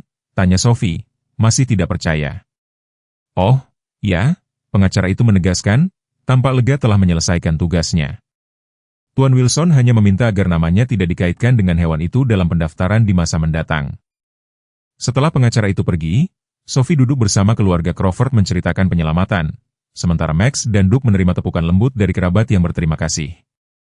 Para remaja laki-laki sangat terkesan dengan bagaimana anjing-anjing itu telah memimpin penyelamat ke kabin. Anjingmu luar biasa, kata anak laki-laki yang lebih muda dengan kagum. Apakah kamu melatih mereka sendiri? Nenekku mengajariku segalanya, kata Sophie, suaranya tiba-tiba mengecil saat pikiran tentang kondisi Martha mengganggu. Dia pelatih terbaik di seluruh negara bagian. Nyonya Crawford meremas tangan Sophie. Kami berdoa untuk kesembuhannya, sayang. Percakapan itu terganggu ketika Dr. Thompson muncul di ambang pintu ruang tunggu, ekspresinya serius. Sophie, bisakah kamu ikut denganku sebentar? Jantung Sophie berdebar saat dia mengikuti dokter hewan kembali ke kamar Martha. Michael, mengikuti dari belakang. Di dalam, seorang dokter berdiri di samping tempat tidur Martha sambil mencatat di sebuah kertas. Apa yang terjadi? Tanya Sophie. Rasa takut mencekik tenggorokannya. Dokter itu, seorang wanita berwajah ramah dengan rambut beruban, menoleh ke Sophie dengan ekspresi serius. Kondisi nenekmu sudah stabil, tapi aku khawatir dengan pernapasannya. Kami mungkin perlu memindahkannya ke rumah sakit yang lebih besar dengan perawatan khusus. Ke West Street G, tanya Sophie, menyebutkan nama rumah sakit kota yang berjarak 2 jam. Dokter itu mengangguk, ini hanya sementara, sampai kami bisa mengendalikan kondisinya dengan lebih baik. Tapi siapa yang akan tinggal bersamaku? Suara Sophie bergetar. Rumah kami semua kebanjiran. Keheningan yang tidak nyaman memenuhi ruangan. Kenyataan yang tidak terucapkan menggantung berat di udara. Seorang anak berumur 8 tahun tanpa orang tua yang masih hidup dan seorang nenek yang sakit kritis menghadirkan situasi yang sulit bagi semua orang yang terlibat. Aku sudah berbicara dengan layanan perlindungan anak, kata dokter itu dengan lembut. Mereka akan menunjuk wali sementara selama nenekmu menerima perawatan. Tidak, teriak Sophie, menggenggam tangan Martha yang tidak responsif. Aku ingin tinggal bersama nenek. Michael melangkah maju, suaranya pelan tapi tegas. Bagaimana denganku? Bisakah aku tinggal bersama Sophie di apartemenku? Letaknya di atas klinik hewan, di dataran tinggi. Tidak terkena banjir. Dokter itu tampak skeptis. Apakah Anda seorang kerabat, Tuan Davis? Michael Davis. Dan tidak, saya bukan kerabat, tapi saya sudah membantu merawat anjing-anjing dan bekerja dengan Sophie selama berbulan-bulan. Dia menyisir rambutnya dengan tangan karena frustrasi. Lihat, dia sudah mengalami cukup banyak trauma. Hal terakhir yang dia butuhkan adalah ditempatkan dengan orang asing. Dr. Thompson menyela. Saya bisa menjamin Michael. Dia sangat berharga di klinik dan Sophie percaya padanya. Dokter itu masih tampak tidak yakin. Saya khawatir tanpa hubungan keluarga atau hak asuh hukum, itu akan sangat tidak biasa. Martha memintaku untuk menjaga Sophie jika terjadi sesuatu padanya. Michael menyela, suaranya terdengar aneh, hampir putus asa. Dia mempercayakan cucunya padaku. Sophie menatap Michael dengan terkejut. Ini adalah pertama kalinya dia mendengar tentang pengaturan seperti itu. Dokter itu menghela napas, saya perlu mendiskusikan ini dengan pekerja sosial.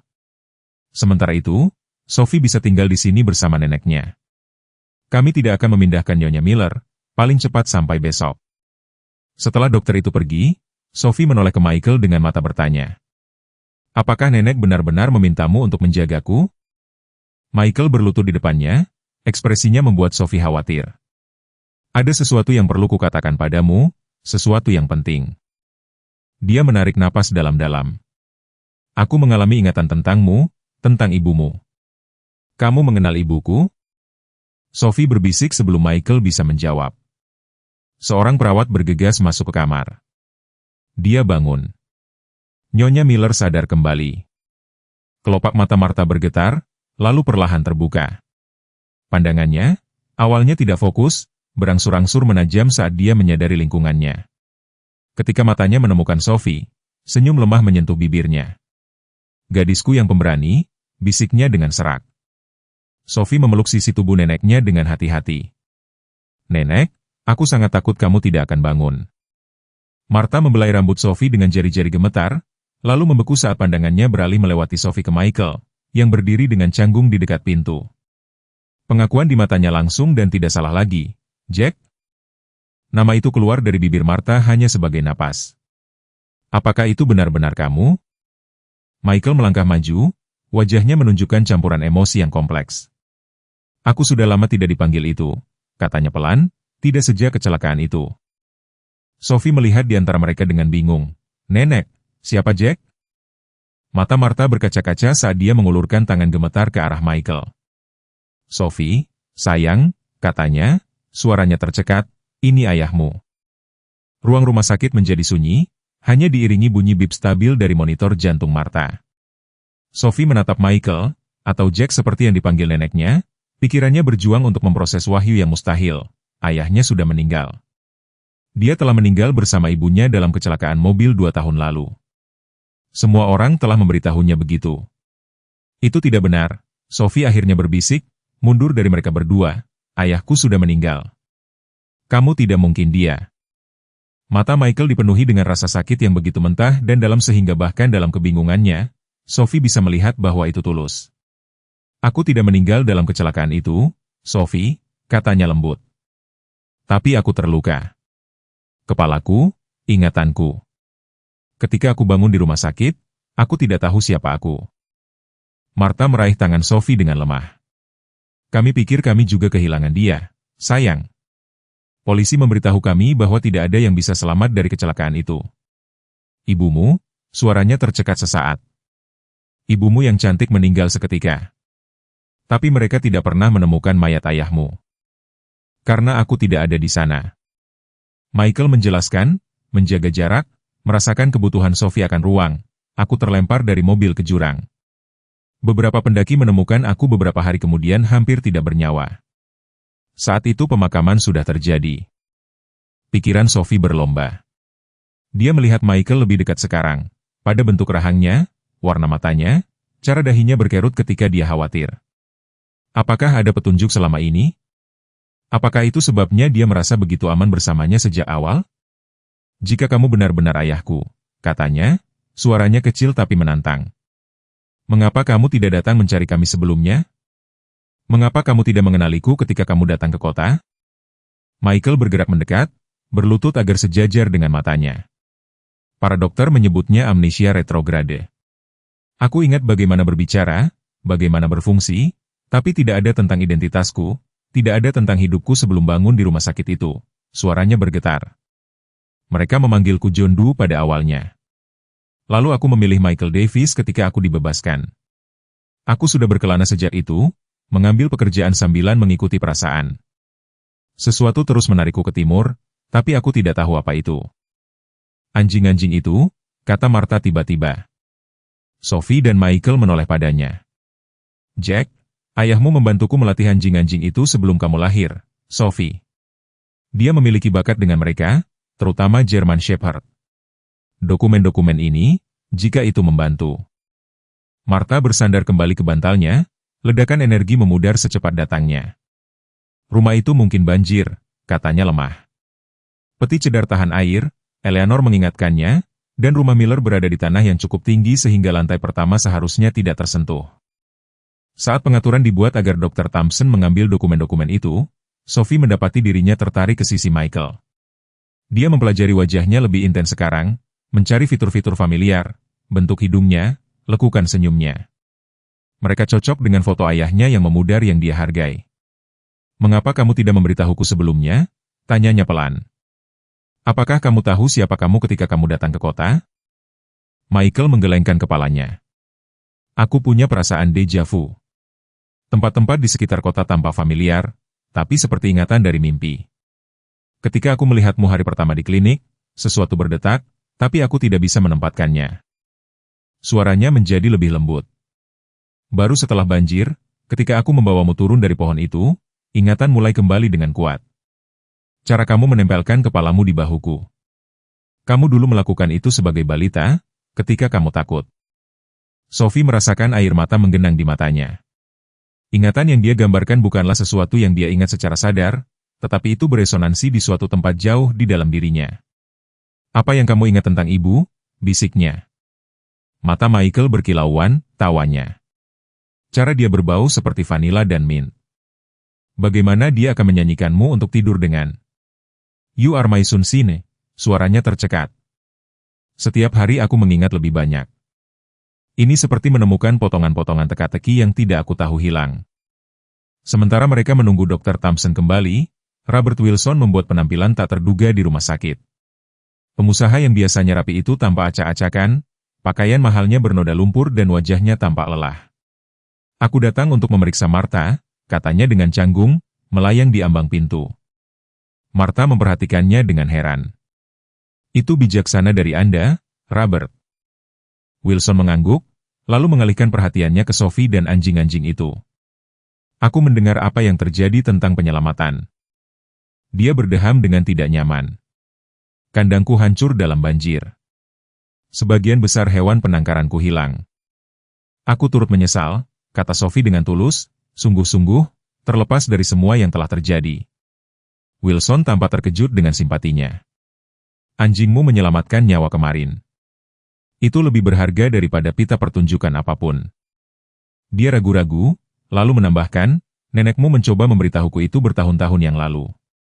Seharusnya aku mendengarkan. Sebelum ada yang bisa menanggapi pengakuan tak terduga ini, Dr. Thompson kembali membawa peti cedar. Itu memang tidak rusak, isinya terawat, meskipun banjir telah memengaruhi banyak rumah di Riverdale. Dengan arahan Martha, mereka membuka peti itu dan menemukan folder yang disebutkan Eleanor.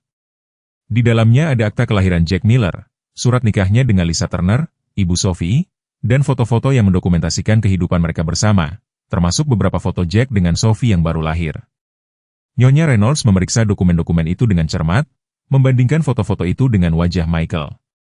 Tentu saja ada kemiripan yang kuat, akunya, dan waktunya selaras dengan kisah amnesia Anda setelah kecelakaan itu.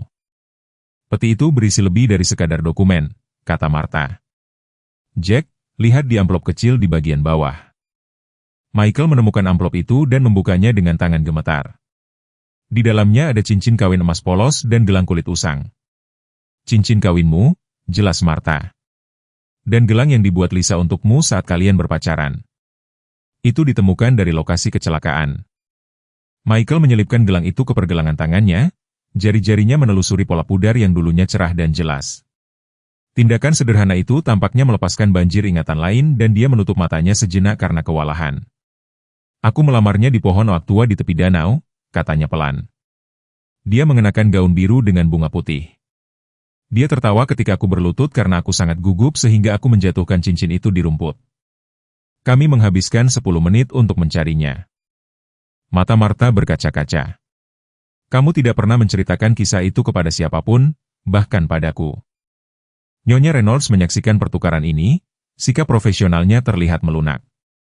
Dokumen-dokumen ini meyakinkan, tapi kami masih memerlukan verifikasi resmi, tes DNA, sidik jari.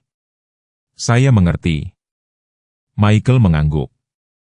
Aku akan melakukan apapun yang diperlukan, tapi tolong jangan pisahkan kami sementara kami menunggu hasilnya. Robert Wilson, yang telah mengamati dalam diam, tiba-tiba berbicara.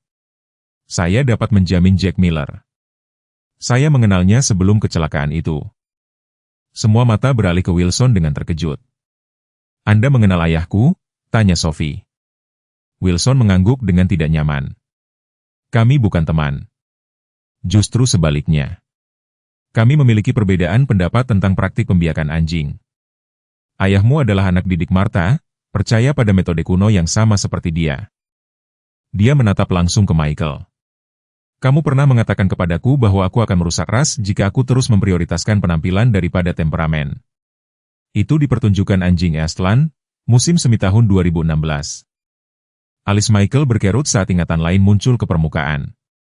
Anda memiliki German Shepherd yang membentak seorang hakim. Anda menyalahkan pawang.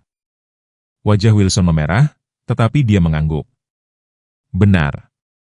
Bukan momen terbaikku. Nyonya Reynolds menghela napas, melihat di antara semua pihak. Mengingat keadaan dan kesaksian masyarakat, saya bersedia memberikan hak asuh bersama sementara kepada Martha Miller dan Jack Miller, sambil menunggu verifikasi resmi identitas. Dia menoleh ke Michael dengan ekspresi tegas, tapi Anda harus tetap di Riverdale, mempertahankan pekerjaan yang stabil, dan melapor secara teratur ke kantor saya. Aku tidak akan pergi kemanapun. Michael meyakinkannya, pandangannya beralih antara Sophie dan Martha. Tidak pernah lagi. Saat orang dewasa membahas logistik, Sophie berlutut di antara Max dan Duke, menyembunyikan wajahnya di bulu mereka. Apakah kamu tahu? Bisiknya kepada Max, apakah itu sebabnya kamu langsung mempercayainya? Max merengek pelan, menekan lebih dekat padanya. Apakah anjing itu entah bagaimana mengenali ayahnya atau hanya mempercayai aroma dan perilakunya? Sophie tidak akan pernah tahu pasti, tetapi dalam hatinya dia percaya bahwa ikatan antara ayahnya dan anjing-anjing itu entah bagaimana menjembatani kesenjangan yang disebabkan oleh kehilangan ingatan. Sophie, panggil Michael dengan lembut. Ada sesuatu yang lain yang kami temukan di peti itu, sesuatu yang menurutku nenekmu telah simpan untuk saat yang tepat. 1 tahun setelah banjir yang mengubah segalanya, Riverdale sebagian besar telah pulih.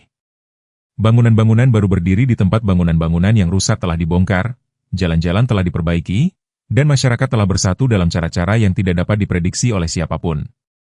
Bekas luka fisik sembuh, tetapi transformasi yang kurang terlihatlah yang benar-benar menandai kelahiran kembali kota itu. Sophie Miller berdiri di bawah sinar matahari pagi menyaksikan ayahnya. Masih membuatnya senang memikirkan Michael dengan cara itu, memakukan paku terakhir ke tanda di atas bangunan yang baru dibangun, pusat pelatihan K9 keluarga Miller. Itu menyatakan dengan huruf tebal dan ceria. Di bawahnya dalam teks yang lebih kecil, berspesialisasi dalam anjing penyelamat, rehabilitasi, dan layanan. Bagaimana menurutmu, Nak? Tanya Jack, melangkah mundur untuk mengagumi hasil karyanya. Tes DNA telah mengkonfirmasi apa yang sudah diketahui hati mereka dan dia telah secara hukum mengklaim kembali nama lahirnya. Meskipun banyak di kota itu masih sesekali memanggilnya Michael karena kebiasaan. Sempurna, ayah. Sophie berseri-seri, rambut pirangnya, sekarang lebih panjang dan diikat dalam kepang rapi. Pada usia 9 tahun, dia membawa dirinya dengan kepercayaan diri yang bertentangan dengan usianya, kekuatan tenang yang ditempa melalui kesulitan dan kegembiraan. Kursi roda Martha bergulir di samping mereka, dipandu dengan ahli oleh tangannya yang sekarang stabil. Perawatan khusus di Rumah Sakit Westridge telah menghentikan perkembangan pesat MS-nya dan meskipun dia tidak akan pernah berjalan lagi, kekuatan tubuh bagian atasnya telah meningkat secara dramatis melalui terapi fisik. Matanya berbinar dengan kegembiraan yang nyaris tidak terkendali saat dia menatap tanda itu. Ibumu akan sangat bangga, katanya kepada Sophie, meraih tangan cucunya, kalian berdua. Max dan Duke melompat di sekitar sudut bangunan, diikuti oleh prosesi kecil anjing-anjing lain, German Shepherd, Golden Retriever, dan beberapa ras campuran dari berbagai ukuran. Dr. Thompson berjalan di antara mereka, memegang papan klip, saat dia memeriksa kondisi setiap hewan. Kandang-kandang sudah siap, lapornya, dan aku telah menjadwalkan pemeriksaan kesehatan untuk semua 12 anjing minggu depan. Peti cedar yang telah dilestarikan Martha begitu lama berisi lebih dari sekadar dokumen dan kenang-kenangan pribadi. Tersembunyi di bagian bawah palsu, terbungkus dan terlindungi dengan hati-hati, adalah barang yang paling berharga dari semuanya. Catatan pembiakan terperinci dan metodologi pelatihan untuk garis Willow Creek Shepherd yang legendaris. Ini bukan hanya silsilah. Itu adalah karya seumur hidup Martha, pendekatan komprehensif untuk membiakan dan melatih anjing, bukan hanya untuk pertunjukan tetapi untuk layanan. Catatan-catatan itu telah menjadi dasar bagi usaha baru mereka. Teknik Martha, dikombinasikan dengan bakat alami Jack dan koneksi luar biasa Sophie dengan hewan, telah menarik perhatian jauh melampaui perbatasan Riverdale. Sampah anak anjing pertama mereka, yang dibiarkan dengan hati-hati dari garis keturunan Max, telah ditempatkan dengan keluarga-keluarga di seluruh negara bagian, dengan beberapa ditunjuk untuk pelatihan anjing layanan. Bus sekolah akan tiba dalam 15 menit, Martha mengingatkan Sophie. Sebaiknya siapkan ranselmu. Sophie mengangguk tetapi berlama-lama sejenak menikmati pemandangan awal baru mereka. Pusat pelatihan telah dibangun di atas tanah yang dulunya milik Robert Wilson, yang telah menjual mereka 5 hektar dengan harga yang sangat wajar setelah memutuskan untuk memperkecil operasinya.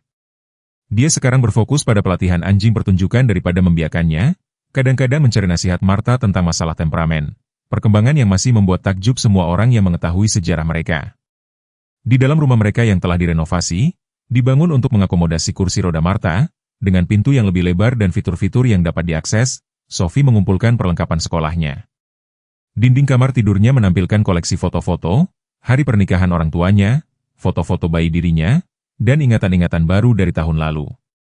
Favoritnya adalah dari upacara pemotongan pita untuk Taman Peringatan Banjir, di mana dia berdiri diapit oleh ayah dan neneknya, Max dan Duke duduk dengan bangga di samping mereka. Sophie, Eleanor ada di sini. Jack memanggil dari bawah. Dia bergegas turun dan mendapati Eleanor Foster menunggu di ruang tamu, tampak sangat gesit meskipun usianya sudah lanjut. Mantan juri pertunjukan anjing itu telah menjadi pengunjung tetap, pengetahuannya yang luas dan koneksi industrinya terbukti sangat berharga bagi bisnis baru mereka. Itu dia muridku yang paling berbakat, Eleanor menyapa Sophie dengan hangat. Siap untuk presentasimu hari ini? Sophie mengangguk meskipun kupu-kupu beterbangan di perutnya. Sekolahnya mengadakan Hari Pahlawan Masyarakat dan dia telah diminta untuk berbicara tentang penyelamatan hewan. Duke akan menemaninya. Sikapnya yang tenang dan pemulihannya yang luar biasa menjadikannya duta yang sempurna. Aku gugup, Sophie mengakui. Bagaimana jika aku lupa apa yang harus kukatakan? Mata Eleanor berbinar. Kalau begitu kamu akan melakukan apa yang dilakukan semua pelatih hebat, berimprovisasi dan mempercayai nalurimu. Selain itu, dengan Duke di sisimu, tidak ada yang akan memperhatikan jika kamu tersandung 1 atau 2 kata. Jack membantu memuat Duke ke dalam mobil Eleanor. German Shepherd itu dengan nyaman duduk di harness yang dirancang khusus. Ingat apa yang kita latih, dia mengingatkan Sophie, mencium puncak kepalanya. Dan bersenang-senang, itu bagian terpenting. Saat mobil Eleanor melaju pergi, Jack kembali dan mendapati Martha memeriksa catatan pelatihan yang tersebar di atas meja dapur. Kacamata bacanya bertengger di ujung hidungnya saat dia membuat catatan di Marine. Benar-benar melakukan ini, katanya, realitas usaha baru mereka masih sesekali membuatnya takjub. Setahun yang lalu aku bahkan tidak tahu siapa aku. Martha mendongak, ekspresinya melunak. Kamu sedang menemukan jalan kembali ke dirimu sendiri, Jack. Terkadang hati mengingat apa yang dilupakan pikiran. Tahun lalu telah dipenuhi dengan tantangan dan kemenangan. Ingatan Jack telah kembali secara bertahap, beberapa dipicu oleh foto, yang lain oleh bau atau suara. Beberapa ingatan tetap sulit dipahami dan kemungkinan akan selalu begitu, tetapi yang penting telah dipulihkan. Cintanya kepada istrinya, pengabdiannya kepada Sophie, semangatnya untuk bekerja dengan anjing. Pengaturan hak asuh telah berjalan lancar setelah identitasnya dikonfirmasi. Kesaksian tak terduga Robert Wilson telah membawa bobot yang signifikan, mungkin lebih karena permusuhan mereka yang diketahui. Sidang formal telah singkat, hakim mengeluarkan perintah hak asuh permanen dengan musyawarah minimal. Martha melirik jam. Sarah akan membawa para veteran pada siang hari. Aku masih perlu menyiapkan area pelatihan di luar ruangan. Pusat pelatihan baru telah menjalin kemitraan dengan Rumah Sakit VIA Regional, menyediakan anjing layanan untuk para veteran dengan PTSD dan masalah mobilitas. Lulusan pertama mereka, seorang German Shepherd bernama Apollo, telah ditempatkan dengan seorang marinir yang kehilangan kakinya dalam pertempuran. Transformasi pada anjing dan veteran itu tidak kurang dari ajaib. Saat mereka bersiap untuk janji hari itu, Jack merenungkan bagaimana tragedi pribadi keluarga mereka telah berkembang menjadi sesuatu yang sekarang membantu begitu banyak orang lain. Program pembiakan yang dulunya merupakan rahasia yang dijaga ketat Martha sekarang dibagikan. Metodenya disempurnakan dan diperluas melalui kolaborasi dengan dokter hewan dan ahli perilaku hewan. Pada upacara pemotongan pita bulan lalu, Dr. Thompson telah meringkasnya dengan sempurna. Kadang-kadang apa yang kita hilangkan kembali kepada kita dengan cara yang tidak terduga, berlipat ganda dan diubah. Sementara itu, di sekolah dasar Riverdale, Sophie berdiri di depan gimnasium, Duke duduk dengan penuh perhatian di sampingnya saat dia berbicara kepada teman-teman sekolahnya dan orang tua mereka. Setahun yang lalu, selama banjir besar, banyak orang dan hewan membutuhkan bantuan. Dia memulai, kegugupan awalnya memudar saat dia menemukan ritmenya. Duke dan Max, German Shepherdku, menunjukkan kepadaku bahwa kadang-kadang mereka yang membutuhkan penyelamatan akhirnya menyelamatkan orang lain. Dia menjelaskan bagaimana anjing dapat dilatih untuk memberikan berbagai jenis bantuan, dari dukungan emosional hingga bantuan praktis dengan tugas sehari-hari. Ketika dia mendemonstrasikan kemampuan Duke untuk mengambil barang yang jatuh dan membuka pintu, penonton bertepuk tangan spontan. Hal terpenting tentang melatih anjing layanan, Sophie menjelaskan, menyalurkan kebijaksanaan neneknya, adalah memahami bahwa setiap anjing berbeda. Kamu harus melihat apa yang mereka kuasai, jangan mencoba membuat mereka menjadi sesuatu yang bukan mereka. Dari belakang ruangan, Nyonya Jenkins dari panti jompo berseri-seri dengan bangga. Setelah banjir, dia telah bekerja dengan keluarga Miller untuk membangun program anjing terapi reguler di Sunshine Meadows. Para penghuni, khususnya Eleanor, telah berkembang dengan kunjungan mingguan anjing. Setelah presentasi, Sophie dikelilingi oleh teman-teman sekelas yang mengajukan pertanyaan tentang Duke di pusat pelatihan. Statusnya sebelumnya sebagai gadis yang pendiam dan sedih telah berkembang saat dia menemukan suaranya melalui karyanya dengan anjing-anjing itu. Dia memiliki teman, sekarang teman sejati yang berbagi minatnya dan menghargai pengetahuannya. Saat hari sekolah berakhir, Sophie terkejut menemukan bukan Eleanor tetapi Robert Wilson menunggu untuk mengantarnya pulang. Terlepas dari sejarah mereka yang rumit, Wilson secara bertahap menjadi sekutu yang tidak mungkin bagi keluarga Miller. Keahliannya dalam menavigasi peraturan pertunjukan anjing dan koneksi industrinya terbukti berharga saat mereka membangun bisnis mereka. Eleanor ada janji dengan dokter, jelas Wilson saat Sophie dan Duke naik ke SUV mewahnya, model yang jauh lebih sederhana daripada kendaraan prabanjirnya. Ayahmu bertanya apakah aku bisa menggantikannya. Terima kasih, Tuan Wilson, kata Sophie, menempatkan Duke di sampingnya. Wilson melirik German Shepherd itu di kaca spionnya. Dia terlihat bagus. Bekas luka di kakinya sembuh dengan baik. Ayah berkata, bekas luka menceritakan kisah kita, jawab Sophie. Bekas luka itu mengingatkan kita tentang apa yang telah kita lalui. Wilson mengangguk dengan serius. Ayahmu orang yang bijaksana, lebih bijaksana dariku. Dia terdiam lalu menambahkan, aku sudah lama ingin memberitahumu, Sophie, anak-anak anjing German Shepherd yang dilahirkan Bella bulan lalu. Ada satu yang memiliki tanda yang sangat mirip dengan Max, termasuk bintang putih di dadanya. Mata Sophie membelalak. Tapi kukira kamu tidak suka tanda itu. Anggap saja prioritasku sudah berubah, Wilson mengakui. Aku ingin kamu dan ayahmu melihatnya. Mungkin membantuku melatihnya dengan benar. Saat mereka memasuki jalan masuk pusat pelatihan, Sophie melihat mobil asing terparkir di depan. Sepasang suami istri parubaya berdiri berbicara dengan ayahnya, seorang anak laki-laki remaja di kursi roda di samping mereka. Sepertinya kamu punya klien, Wilson mengamati, membantu Sophie dengan ranselnya. Jack melambai kepadanya. Sophie, ini keluarga Anderson. Mereka datang untuk bertemu saudara Apollo, anak anjing yang telah kita latih untuk membantu pengguna kursi roda. Anak laki-laki di kursi roda, yang tampak berusia sekitar 16 tahun, berseri-seri ketika melihat Sophie dan Duke.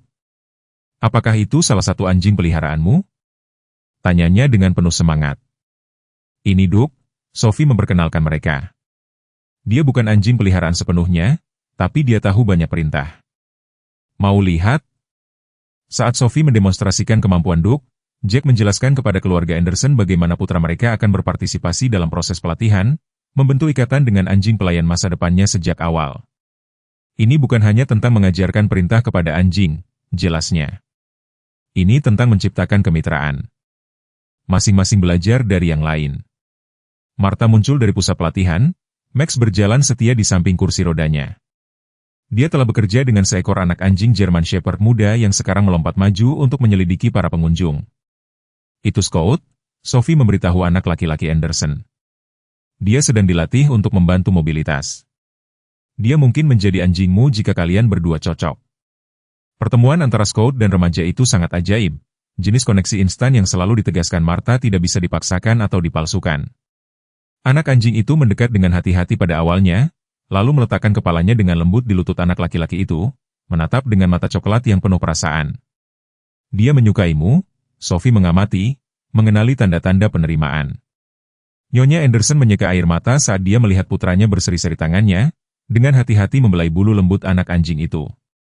Kami telah pergi ke 3 pusat pelatihan lainnya, katanya pelan kepada Martha. Ini pertama kalinya aku melihatnya tersenyum seperti itu dalam beberapa bulan. Saat sore beranjak ke malam, rumah tangga Miller menetap dalam rutinitas nyamannya. Sophie menyelesaikan pekerjaan rumahnya di meja dapur sementara Jack menyiapkan makan malam dan Martha meninjau aplikasi untuk kelas pelatihan mereka berikutnya. Max dan Doug berbaring dengan puas di dekatnya, sesekali mengangkat kepala mereka ketika nama mereka disebutkan. Anak laki-laki Anderson dan Scott sangat cocok, Martha berkomentar, menyisihkan dokumennya. Mengingatkanku padamu dan Max saat pertama kali bertemu. Sophie tersenyum, mengingat bagaimana bintang putih di dada Max langsung memikatnya. Apa menurutmu Tuan Wilson benar-benar mengubah pikirannya tentang tanda itu? Jack berbalik dari kompor. Orang bisa mengejutkanmu, Sophie. Terkadang butuh kehilangan segalanya untuk mengenali apa yang benar-benar penting. Saat mereka berkumpul di meja untuk makan malam, Sophie melihat wajah keluarganya, neneknya, yang tabah tetapi ulet, ayahnya, yang dulu tersesat tetapi sekarang ditemukan, anjing-anjing yang telah menyatukan mereka semua melalui tragedi dan kemenangan. Peti kayu aras sekarang duduk menonjol di ruang tamu mereka, tidak lagi menyembunyikan rahasianya tetapi berfungsi sebagai pengingat perjalanan mereka. Aku sedang berpikir, Sophie mengumumkan tentang apa yang ingin aku lakukan ketika aku dewasa. Biar ku tebak, Jack menggoda, pelatih anjing. Sophie menggelengkan kepalanya. Dokter hewan, Thompson mengatakan aku bisa mulai menjadi sukarelawan lebih banyak jam di klinik tahun depan jika nilaiku tetap bagus. Martha mengangguk setuju. Ibumu juga ingin menjadi dokter hewan. Sebelum dia memutuskan untuk mengajar, aku tahu, Sophie berkata dengan lembut. Ayah memberitahuku, dia melihat sekeliling keluarganya, yang hampir hilang, yang telah dia temukan lagi, yang telah dia bantu bangun. Kupikir dia akan senang dengan bagaimana semuanya berjalan, bukan? Saat malam tiba di Riverdale, lampu-lampu pusat pelatihan anjing keluarga Miller bersinar hangat dalam kegelapan yang berkumpul. Sebuah suara harapan yang lahir dari kesulitan, sebuah janji yang ditepati melalui generasi hati yang setia, baik manusia maupun anjing. Di senja hidup kita sering merenungkan apa yang benar-benar penting. Perjalanan Sophie mengingatkan kita bahwa keluarga tidak dibenarkan oleh darah, tetapi oleh mereka yang berdiri di sisi kita ketika air pasang naik.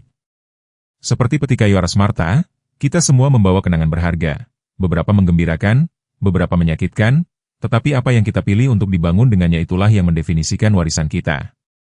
Banyak dari Anda telah melewati badai Anda sendiri, anak-anak tumbuh, berjauhan, pasangan, kehilangan kesehatan, tantangan menumpuk seperti air bah. Namun kisah Sophie membisikkan harapan bahwa apa yang tampak hilang mungkin hanya menunggu untuk ditemukan kembali. Bahwa pekerjaan hidup kita dapat menemukan tujuan baru melalui tangan yang lebih muda. Bahwa bahkan ketika tubuh kita mengecewakan kita, kebijaksanaan kita tetap tak ternilai. German Shepherd yang bersahaja dengan bintang yang tidak sempurna, yang dulu dianggap tidak berharga, menjadi pahlawan yang menyelamatkan nyawa. Mungkin bagian dari diri kita yang kita disuruh sembunyikan berisi hadiah terbesar kita. Saat keluarga Miller membangun kembali dari tragedi, mereka tidak hanya memulihkan apa yang hilang, mereka menciptakan sesuatu yang lebih indah, lebih bermakna. Dan bukankah itu yang kita semua harapkan? Bahwa perjuangan kita, cinta kita, pengetahuan kita akan beria keluar, menyentuh kehidupan lama setelah kisah kita sendiri berakhir. Semoga Anda menikmati cerita hari ini. Berlangganan ke saluran agar Anda tidak ketinggalan lebih banyak cerita seperti ini.